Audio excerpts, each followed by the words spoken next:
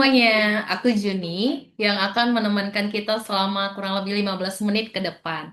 Nah, jadi di video podcast kali ini, kami akan membawakan podcast dengan judul Bangga Indonesia dari Identitas, Kuliner, Budaya, hingga Kreativitas Anak Muda.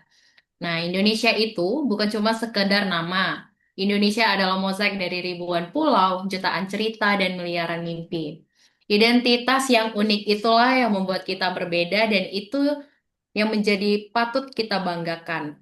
Tentu saya tidak sendiri, saya akan ditemani dengan teman seperjuangan CPNS Kementerian ATR BPN 2025. Untuk pertama, saya akan ditemani dengan Bang Wahyu. Halo Bang Wahyu. Halo Kak Juni. Nah, menurut Abang sendiri, apa sih yang buat Indonesia itu berbeda dengan negara yang lain? Oke, terima kasih Kak Juni. Ini topiknya menarik sekali ya. Nah, kalau kita bicara soal identitas bangsa Indonesia, salah satu yang paling menonjol itu tentunya yang seperti kita ketahui adalah keberagaman yang menyatu. Karena kita bayangkan saja, Indonesia punya lebih dari 13.000 suku bangsa dengan ribuan bahasa daerah. Tetapi semuanya itu bisa disatukan oleh satu bahasa pemersatu, yaitu bahasa Indonesia. Dan itu sangat luar biasa ya, karena tidak semua negara juga mampu menjaga perbedaan sebesar itu dalam satu payung kebangsaan. Contohnya saja kita lihat Yugoslavia dan Uni Soviet, yang mana dua negara itu sekarang telah bubar. Iya. Kira-kira ada faktor lain lagi nggak, Bang, yang bisa semakin memperkuat identitas bangsa Indonesia itu sendiri? Oh, tentu saja ada Kak Juni. Ah, Faktor lain itu bisa kita lihat dari Pancasila sebagai dasar negara ya. Nilai-nilainya yang terkandung itu bukan hanya sekedar ideologi politik, tetapi juga falsafah hidup yang menjaga keharmonisan dalam keberagaman. Selain itu juga Pancasila itu mengajarkan kita tentang gotong royong, musyawarah, dan rasa kekeluargaan. Inilah yang menjadi pembeda kita dengan bangsa lain. Identitas kebangsaan yang lahir dari nilai-nilai luhur tersebut. Boleh disingkat nggak, Bang, secara ringkas inti dari identitas bangsa Indonesia itu? Oke, baik Kak Juni. Nah, singkatnya itu yang membedakan kita dengan bangsa lain bukan hanya soal keberagaman budaya ya, tetapi bagaimana kita bisa merangkai semua perbedaan itu menjadi sebuah kekuatan. Kita ini diikat oleh Pancasila dan semboyan Bhinneka Tunggal Ika. Nah, itulah yang menjadi identitas khas bangsa kita, yaitu bangsa Indonesia. Benar banget ya. Jadi Indonesia itu sendiri punya identitas seperti lambang negara itu ada Pancasila dengan semboyan Bhinneka Tunggal Ika, punya lagu kebangsaan, punya bendera dan punya bahasa Indonesia sendiri. Nah, semua negara itu pasti punya makanan khasnya sendiri ya. Sedangkan Indonesia sendiri juga tidak terlepas dari makanan-makanannya. Apalagi semakin zaman, semakin maju, makanan itu semakin bervariasi. Nah, kali ini kita akan jalan-jalan ke Sumatera Barat dan saya akan ditemani dengan Mbak Desi. Mbak Desi, halo. Halo Mbak Juni, halo teman-teman semuanya. Kalau ngomongin makanan khas Sumatera Barat, pasti yang pertama terlintas di pikiran kita adalah Mm-mm. rendang, ya kan? Rendang bahkan pernah dinobatkan sebagai salah satu makanan terenak di dunia versi CNN. Daging sapi yang dimasak perlahan dengan santan dan rempah-rempah ini menghasilkan rasa gurih, pedas, dan kaya akan aroma. Rendang juga bukan sekedar makanan, tapi bagian dari budaya Minangkabau itu sendiri yang penuh akan makna. Mbak Juni nggak mau tanya nih, makanan di Minangkabau selain rendang apa? Oh iya, makanan selain rendang apaan tuh Mbak? Soalnya saya juga pernah dibawain ya keripik sanjay dari teman saya sebagai oleh-oleh tuh dari Sumatera Barat. Nah, iya keripik sanja itu asalnya dari Bukit Tinggi kalau dari Sumatera Barat. Selain sanjai, Hmm, rendang juga ada sate Padang, dendeng balado, gulai itiak lado mudo. Tahu nggak itiak itu apa? gitu ya, kayaknya bahasanya dari itik bebek ya, Ya benar, bahasa Minangnya bebek itu adalah itiak. bahasa Dan Minangnya. banyak lagi bahasa Minangnya. Dan banyak kuliner lainnya yang wajib Mbak Juni cicipi kalau berkunjung ke Ranah Minang. Oh iya, makanan Minang itu bukan cuma soal rasa, tapi juga filosofi. seperti cara masak rendang yang sabar dan lama, melambangkan akan kesabaran serta kebersamaan dalam masyarakat Minangkabau itu sendiri. Sekian, terima kasih Mbak Juni. Terima kasih Mbak Desi. Kayaknya makanan rendang bisa jadi warisan budaya UNESCO itu justru karena kesabaran, kebijaksanaan, kegigihan dalam proses pembuatannya ya. Ya, Nah, benar. sekarang kita lanjut ke Mbak Mira, karena Mbak Mira ada di Kepulauan Riau. Halo Mbak Mira, bisa ceritain nggak tentang wisata budaya yang ada di sana? Tentu, halo semuanya. Betul sekali. Kalau kita ngomongin wisata budaya di Kepri, salah satu yang nggak boleh dilewatkan itu adalah Masjid Sultan Riau di Pulau Penyengat. Nah, teman-teman sebelumnya udah pernah belum ke Kepulauan Riau? Pernah Kak? Belum pernah ya. Nah, di sana ada Masjid Sultan Riau. Masjidnya ini klasik, warnanya kuning cerah khas Melayu. Jadi gampang banget nih untuk dikenalin. Fun fact-nya, bangunannya terbuat dari campuran kapur dan putih telur. Makanya sampai sekarang masih kokoh dan awet. Padahal masjid itu dibangun pada abad ke-19 loh. Abad ke-19 tapi masih awet sampai sekarang ya Kak? Iya, betul, betul. Nah, selain ada masjid, ada juga nih makam Raja Ali Haji, penulis Gurindam 12. Jadi, sambil kita lihat masjid, kita bisa belajar sejarah, sastra Melayu, dan nilai-nilai kehidupan. Seru banget kan? Berarti udah paket lengkap ya Kak? Kita nggak hanya Ya. lihat bangunan, tapi juga kita bisa lihat budaya dan sejarahnya ya. Nah, persis. Dan ini nyambung banget nih sama tema bangga berbangsa dan bernegara. Wisata budaya ini bikin kita sadar Indonesia itu kaya dan setiap daerah punya cerita unik yang bikin kita makin cinta nih sama tanah air. Jadi setiap kunjungan kita nggak cuma liburan, tapi juga ikut merayakan warisan budaya bangsa.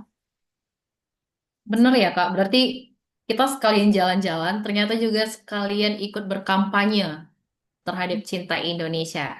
Iya, betul banget, Kak. Santai tapi berkesan dan bikin kita makin bangga jadi bagian dari Indonesia. Oke deh, terima kasih Mbak Miran. Ya, Nah, sama-sama. setelah kita ke Kepulauan Riau, aku mau mengajak teman-teman semua itu ke warisan budaya dunia yang sering kita pakai. Tahu nggak itu apa? Biasanya kita pakai di hari Kamis. Batik Tahu ya Kak itu ya? apa? Nah, betul. Batik. Siapa ya? Mbak Asrina aja deh. Boleh nggak Mbak bisa jelasin kenapa batik itu begitu istimewa bagi bangsa kita? Tentu, dari Sabang sampai Merauke, setiap motif batik menyimpan cerita ya. Tapi hari ini aku bakal bawa kalian ke Aceh, membahas kain yang bukan sekedar kain, tapi identitas. Tahu nggak dari Aceh apa aja batiknya? Salah satunya batik Gayo, batik pintu Aceh. Yang bikin batik Gayo dan Pintu Aceh berbeda dari batik yang lain apa tuh Kak? Perbedaannya itu ada di motifnya. Batik Gayo terinspirasi dari ukiran rumah adat, pucuk rebung, kerawang, garis geometris penuh makna. Sedangkan si pintu Acehnya diambil dari pintu rumah tradisional Aceh. Filosofinya adalah keramahan, keterbukaan, sekaligus kehati-hatian. Memang semua motif-motif batik itu filosofinya penuh makna ya. Kira-kira Kak, batik Aceh itu udah dikenal luas nggak di luar negeri?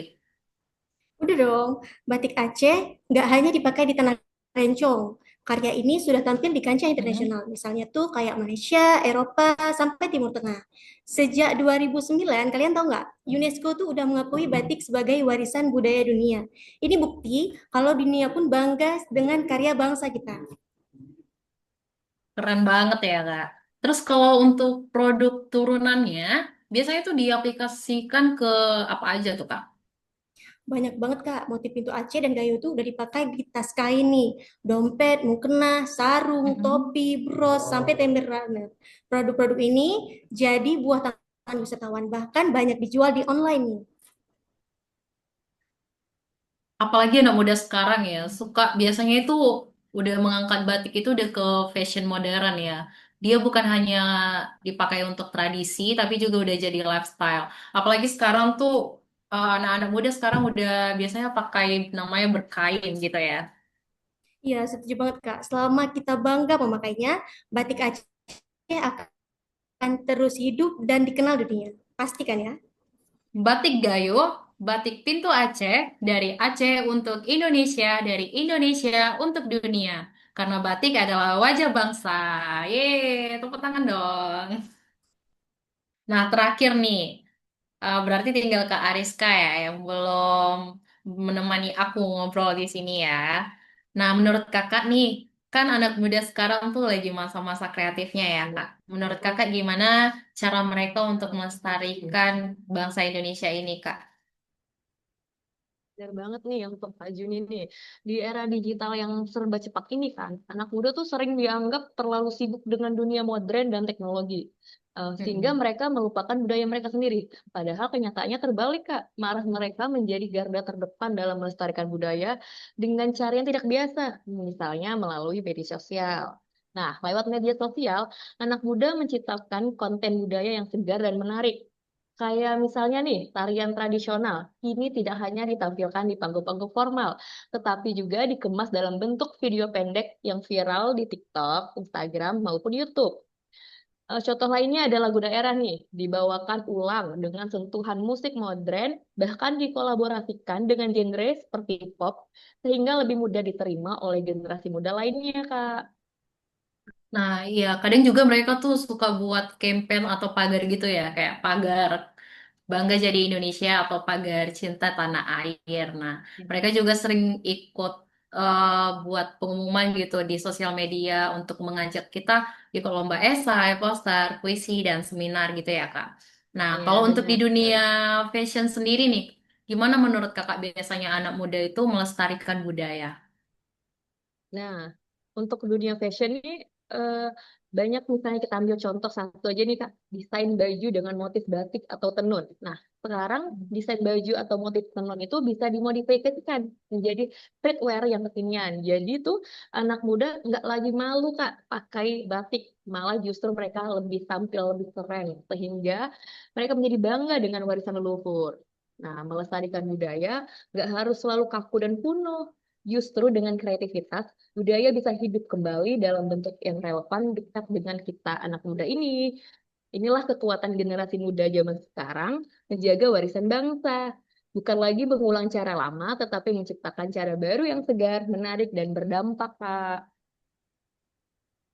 Terima kasih Kak Ariska. Kayaknya informasi dan cerita-cerita kita di sore hari ini sangat bermanfaat ya kakak-kakak dan abang-abang ya.